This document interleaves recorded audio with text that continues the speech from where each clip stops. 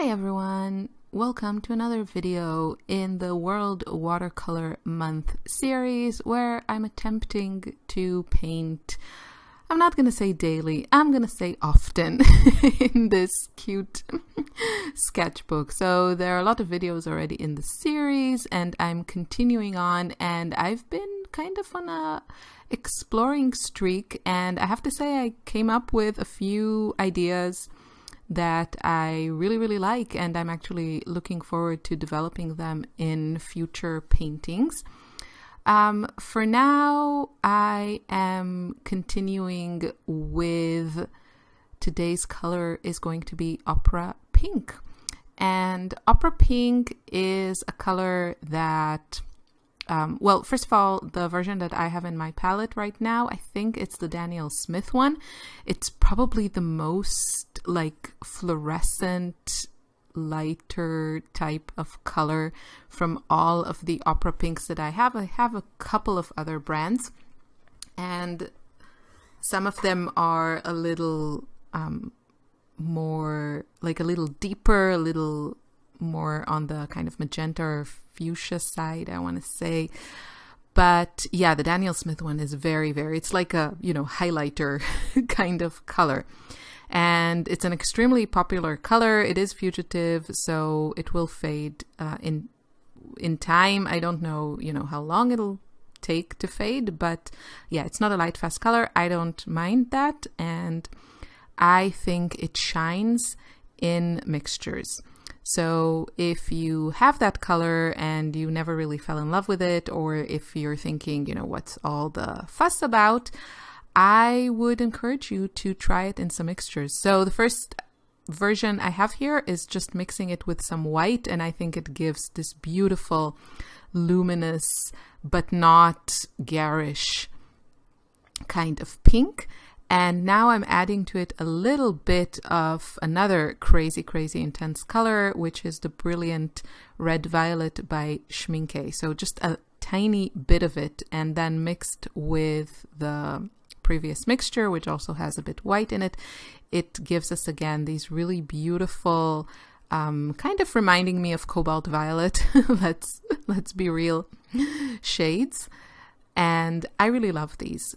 So this page, I have to say I struggled a little bit on the previous one. It's the Quinacridone Rose video, if you haven't seen that one. And I decided kind of to play it safe and really go for kind of tried and tested colors and composition, and maybe try a couple of the ideas that I tried in the previous two pages. You'll see that and see what happens. So I really made this as comfortable for myself as possible, also because there's just been a lot going on, nothing like out of the ordinary, but school is out for summer and the kids are home even more than they were before, so I just don't have a lot of time to paint. And I also wrapped up a course which we're going through this week. It's very exciting. It will reopen for registration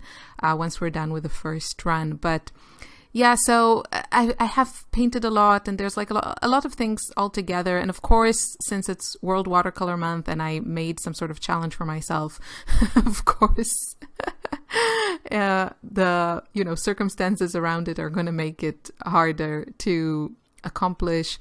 But yeah, I kind of felt like I needed to make this as inviting as possible. So this is my way of doing that. And here's where what I did before in the last two pages comes in. And I really love this concept of kind of blocking in the background color, or adding a somewhat smooth wash of color into the background. That is something that I don't think I've ever really done in my paintings. Usually the background kind of develops as the painting develops, and it usually consists of just layers of brush strokes, things that are supposed to look similar to foliage, splatters, line work, that sort of thing, which I still love. And the way that I want to do this background block in is to combine all of these things. So for me, it's about finding a really beautiful light color that adds, more richness to the painting, but can also be a good base to add all those other layers that I enjoy adding to the background, and still let the florals be the center of, the composition. So that's what I'm kind of working through. It's a really different type of painting for me, and it's exciting, and I really, really love the potential that I can see in this. So I decided the bottom area, I decided to make it a little bit more on the bluish side. It's all green, but kind of a bit more bluish green. And then the top is more of a warm yellow green. I'm not sure why. I think because I want the area underneath the flowers to have a little bit more of a shadowed look, to just give the painting a bit more depth and not have it look like there's, 5 flowers floating in green space. So that was the thinking behind that. And yeah, at this point, I think I kind of stopped. I wasn't sure what I wanted to do. So that's usually the part where sometimes I don't want to walk away. I have time to paint, which is a rare thing. And I don't have kind of the luxury, I feel, of just walking away and then coming back when I know what to do. It's like, no, I have time now. I want to paint now, and I don't want to start something new. So grabbing a pencil and just adding some sketchy lines is a really good way for me to work through things without having to walk away. So I can sit down, I can test colors, I can add sketchy lines, and just kind of build the layers, especially if I go with these tone-on-tone type of colors. I'm not adding a ton here. It adds detail, it adds some interest, but it doesn't get too heavy. So for me, just scribbling with pencil is a really great way to almost take a break without actually taking a break. I hope that makes sense. At this point, I decided the flowers needed a bit more contrast, a bit more definition. So you could add dark paint. I think if I hadn't gone with a pencil, I probably would take my dagger brush that I always use, the Pro Arte art brush, the size small. There's a link below. And I would have added some brushwork with it, with a darker color, something like the Zoisite, which I'm really loving lately.